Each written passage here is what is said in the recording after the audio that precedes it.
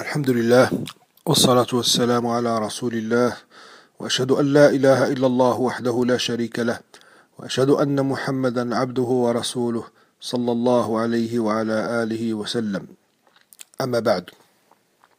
Donc ceci en réponse de ce qui m'est parvenu des propos du dénommé Mohamed Chalabi.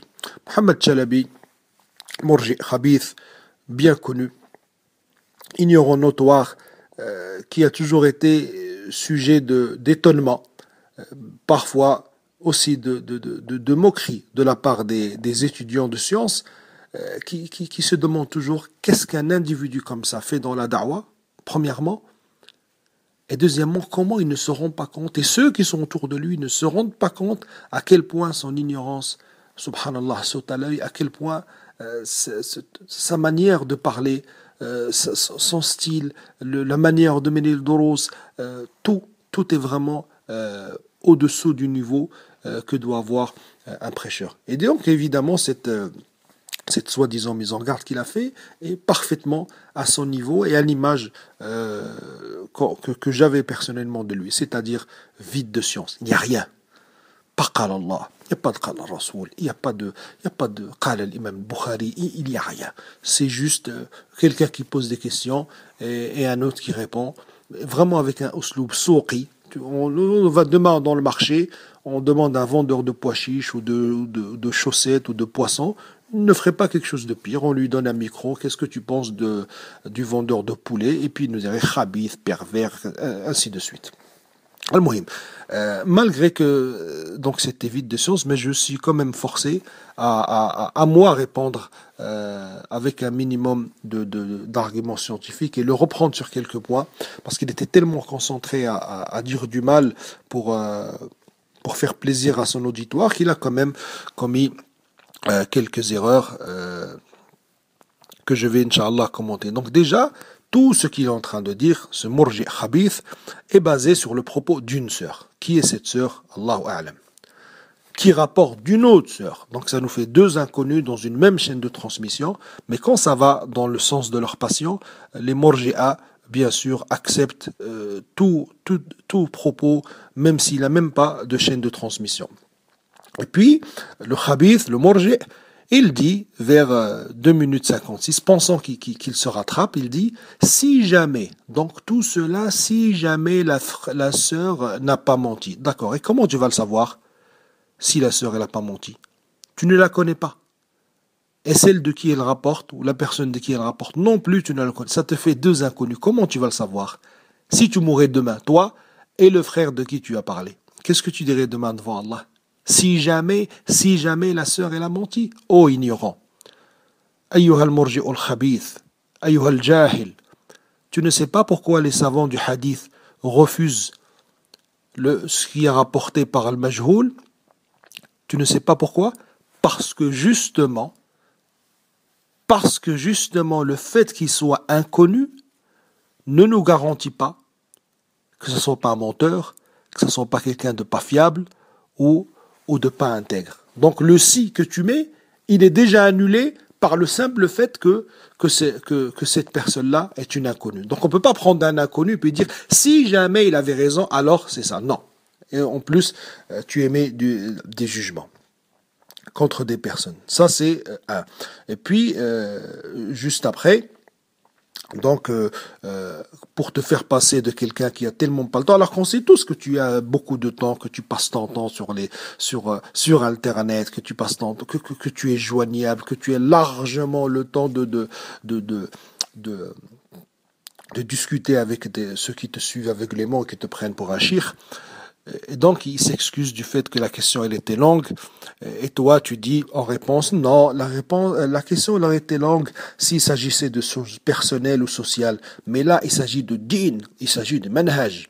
Et puis tu dis, ça aurait été long si c'était mon mari, mon beau-père. Donc on en conclut pour toi que les relations avec le mari, les relations avec le père, le beau-père, est-ce que tu appelles personnel ou social, ça ne relève pas du din. Et c'est une preuve de plus de ta grande ignorance, ayyuhal murji'u al-khabith.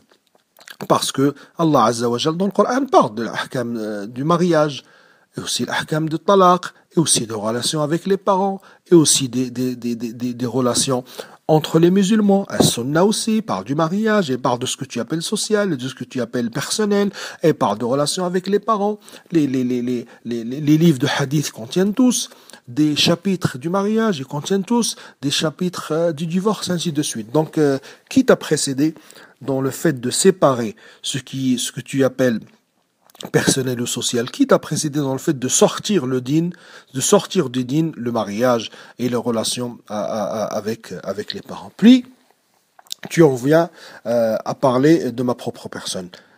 Personnellement, je ne répondrai à rien de personnel. Donne-moi de la science. Dis-moi quelque chose qui est en relation avec la aqidah et qui est en relation avec le manhaj. Mais que tu ailles fouiller, chercher dans les poubelles et sortir de 10 ans, 15 ans ou 20 ans des choses qui n'ont absolument rien à voir avec la aqidah de la personne, ça te regarde toi et les gens de ton minhaj. C'est bien connu chez vous, lorsque vous discutez avec le Jama'at al-Tabligh ou bien avec les Soufis, là vous prenez le costume des gens qui sont scientifiques et qui ramènent des arguments, ainsi de suite. Mais dès que vous êtes face aux gens de la Sunna et que vos arguments ne font pas le poids, parce qu'ils sont soit caducs, soit inexistants, soit faibles, alors là, vous vous rabattez sur ce genre de bassesse. Mais je te dis quand même, pour t'apprendre que mujarrad al-fi'l, le simple fait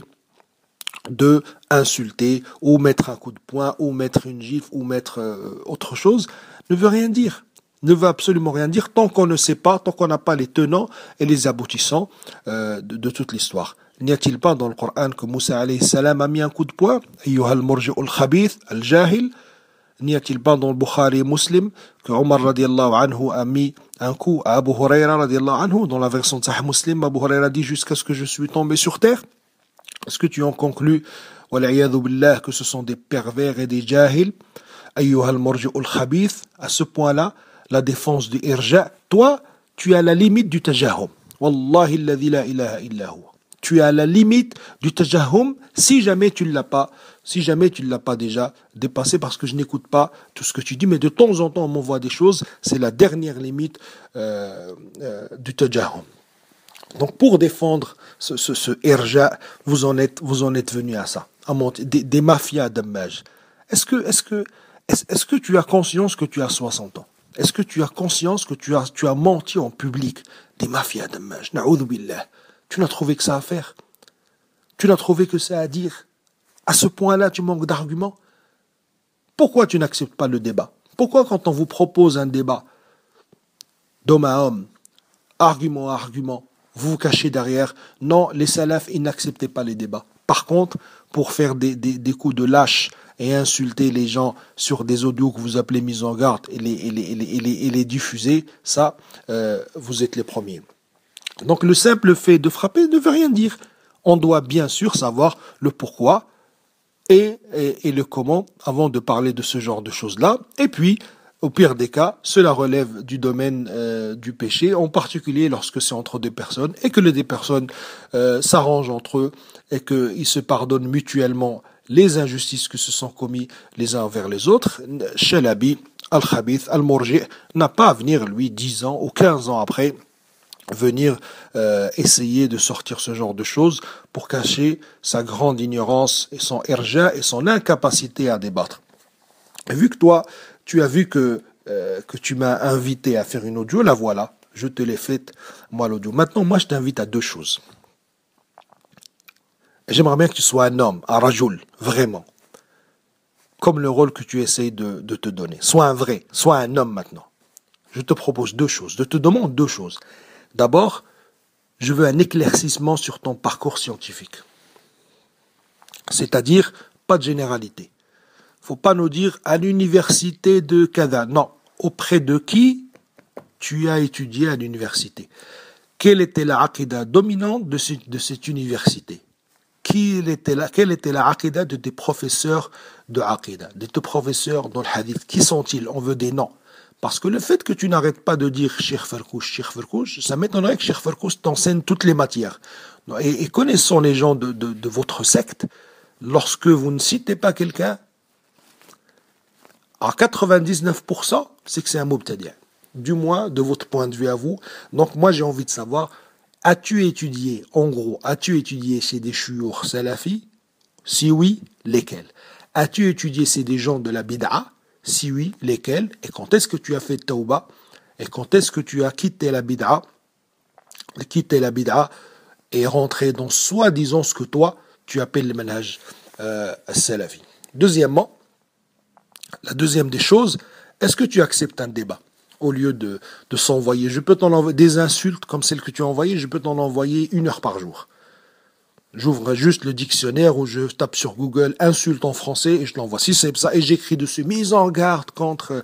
Si c'est que ça, c'est facile. Ou à la rigueur, je peux voir avec mon fils, ou je peux voir si je croise dehors un petit jeune qui n'a rien à faire, ou un SDF, je le paye et il insulte. Il enregistre des insultes toute la journée, et je te les envoie et j'écris. Ça serait de ton niveau d'ailleurs. Maintenant, moi, je te propose d'élever un peu le niveau. Est-ce que tu es prêt à débattre? Laisse-moi avec les cachotteries de non, les salafs ne débattaient pas, kada, kada. Tu es un homme de 60 ans, tu prétends être un homme, tu as pris ta lâcheté à 2 mains et tu t'es attaqué à une personne, aïnan, en la précisant. Est-ce que tu es prêt à débattre? Est-ce que tu es prêt à débattre de toutes ces questions de minhaj-là? Si tu es prêt, bismillah, on trouve un arbitre, on fixe des règles et on débat bi'idhnillah azza wa jal, toi et moi, et cela ne me dérange absolument pas et ne m'a jamais dérangé bi'idhnillah azza wa jal, parce que je suis sûr et certain que je suis ala al-haq. Je suis sûr et certain bi'idhnillah azza wa jal que manhaj al-salaf, il n'est pas le vôtre. Je suis sûr et certain que vous êtes des gens de la bid'a. Je suis sûr et certain que vous faites partie des 72 sectes. Par Allah, wa tallah, wa billah, c'est le dogme que j'ai dans mon cœur, que je porte en moi, et c'est le dogme avec lequel je rencontrerai Allah Azza wa Jal. Si maintenant, toi tu penses que je suis dans l'erreur, que je suis dans l'égarement, alors viens le prouver. Viens et on discutera ensemble, on discutera du vote auquel tu appelles, puis tu reviens mentir pour dire non, je n'ai pas appelé au vote, mais j'ai dit d'avoir le dogme de faire une bay'a, alors que n'importe qui écoute la question qui t'a été posée comprend parfaitement que tu es en train de parler du vote, et